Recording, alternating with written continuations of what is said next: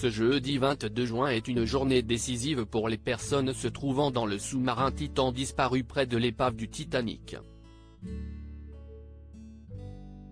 Sidonie Narjolet, la fille de Paul-Henri Narjolet, le spécialiste français du drame du paquebot présent à bord, a confié ne pas perdre espoir dans le JT de 13h de TF1. Chaque minute compte. Depuis 13h, ce jeudi 22 juin, les 5 passagers présents dans le sous-marin Titan disparu près de l'épave du Titanic commencent théoriquement à manquer d'oxygène selon les experts. Au sein de submersible, se trouvent les Pakistanais britanniques Shahzada Dawood et son fils Sulman, le Britannique Hamish Harding, l'Américien Stockton Rush qui pilote l'engin et le Français Paul-Henri Narjolet, un des spécialistes reconnus mondialement du Titanic. Il s'était déjà rendu à plusieurs reprises dans les fonds marins pour observer l'épave du paquebot, pas moins de 35 fois en comptant cette dernière expédition.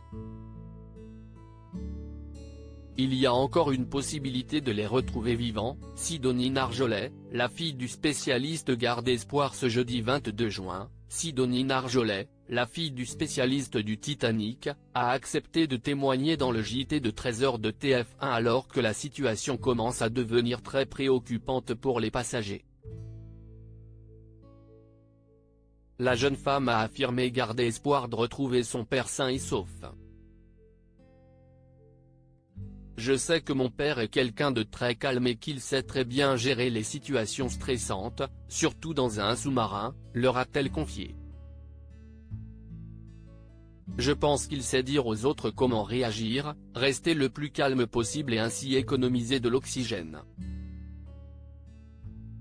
Donc, j'y crois. Bien sûr, les heures à venir sont décisives, mais il y a encore une possibilité de les retrouver vivants.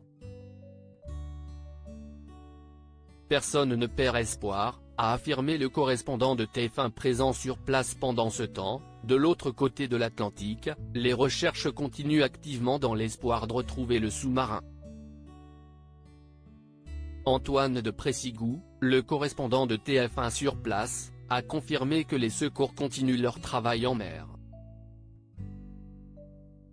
Personne ne perd espoir à Saint-Jean-de-Terre-Neuve, les recherches ne se sont pas arrêtées, on n'a pas vu de navire de secours rentrer au port, a-t-il expliqué pendant le reportage.